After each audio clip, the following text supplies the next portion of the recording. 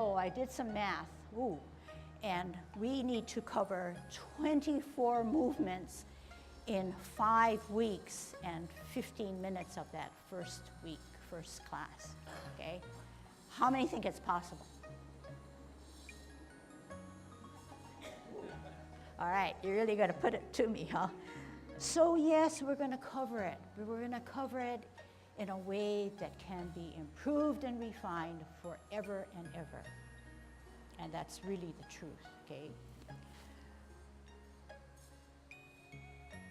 So we're gonna dig in right now, okay? We're gonna try to cover 5 movements, okay? Your job is to put emphasis not on the sequence of the first 5 movements of Yang 24, which is the gold standard for Yang style Tai Chi, but your emphasis is to see how these movements incorporate the principles that we just went over, okay?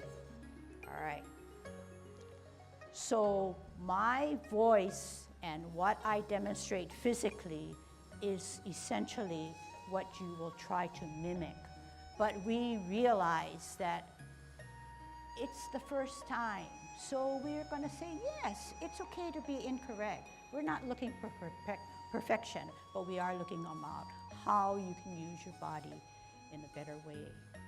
All right, I'm going to turn this way. People on the left may not be able to see me because we're going to gravitate to at least this point. So you're going to allow for that amount of distance. So you're going to push towards your right, okay? All right. So we're going to first start with good Tai Chi posture.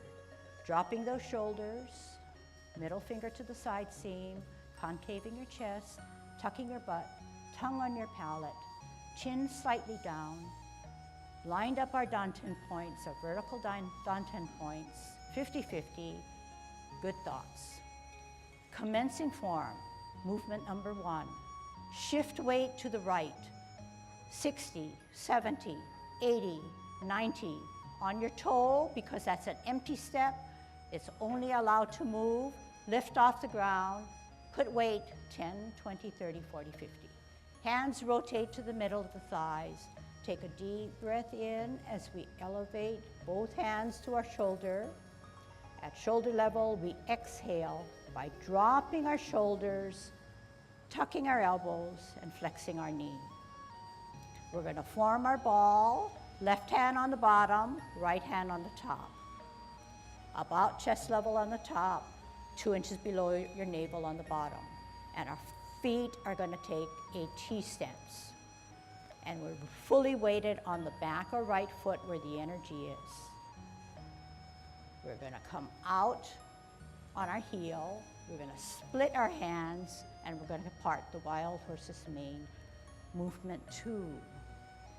In this position, we are distributing our weight. We have a counterbalance in our hands. We're going to shift our weight again by sitting back and sitting down, lowering ourselves on an imaginary stool so that our front foot now only is on its heel. That's the insubstantial or almost weightless foot, which is allowed now to pivot out to the left. We hold our ball for better balance, centering ourselves.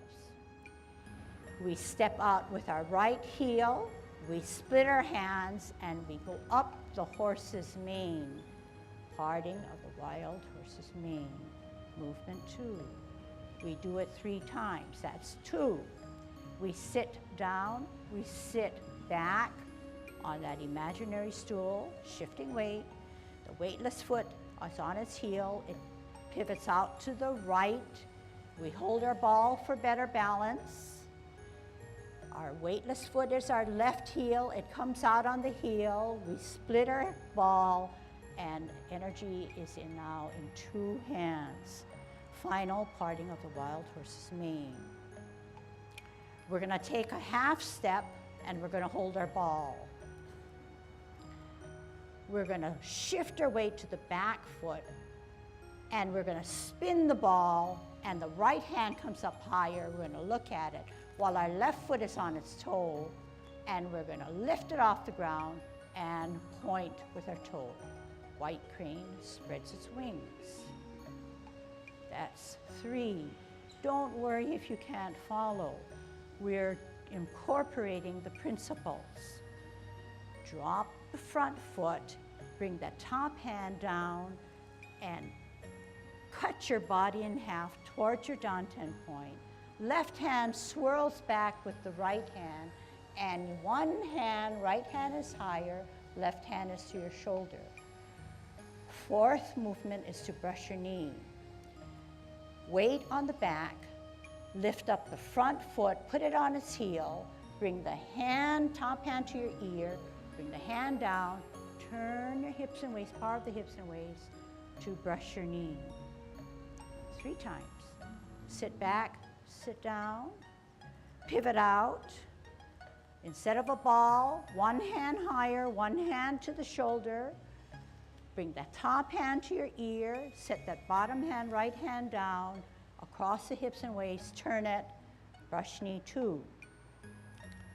Shift back to the back foot, pivot out with your right heel, set it up, right hand higher, left hand to your shoulder, left heel out, bring the top hands down and to the ear, turn the hips and waist, brush knee 3, and final. Half step from the back foot, rock the front foot, shift the weight, put it on its heel, play your pipa. That's 4, I believe. Then I'm going to give you a break, and you're going to go back to your original home position, and we're going to repulse the monkey. So yes, Tai Chi, we know it's difficult, but we know that there's lots of benefits. And we know this is almost like a crash course. Okay? Who can ever believe that you can learn to the maximum amount of refinement, 24 brand new movements to a body that's never done this before? Okay? Think about that. So I brought you back home because we're going to repulse the monkey. And the better way to view me is to view it how you're standing now. Repulsing of the monkey is a backwards motion. I'll do it for you. We ended with playing our lute or pipa, and we're going to safely walk backwards as if to push that monkey away. In Yang 24, we need to do this 4 times. 2. You may know and see that I am fully grounded in order to provide a balance to go to the back. You may also see that I have a counterbalance to allow me to perhaps, but not guarantee, that I will not fall. Want to try? Yeah, why not? Tai Chi is safe, but do only what you feel your body can do. Okay, you don't have to be a superstar. Okay, you don't have to. All we want to do is just learn more about our body and get that experience to say, hey, my body is pretty good. Okay, all right. So you know we're going to move backwards. So you know what's in the back of you. You know that to get into repulsing of the monkey, we will first put 2 feet on 2 different tile lines, like I have it. They're parallel, right? We want to drag the right foot back and 45-degree it, like this. We want to shift our weight so that the back foot has our weight. We want to shift our weight so the back foot has our weight. We want to shift our hands so that the back hand is like our front and our back is like our back. The hands mimic the feet. The hands enhance the movement. I'm going to turn, but I'll be on the opposite way. I want you to sit back. I want you to sit back, okay? So I'm not too fussy about how you move, because that's secondary, okay? But I do want you to be safe, all right? So we're playing our lute. The right hand crosses near the bend of our left elbow. and our left foot is on its heel. We're going to drop the front foot to its sole. We're going to open like this, where the back hand is higher. We want to multitask. We want to do several things at once.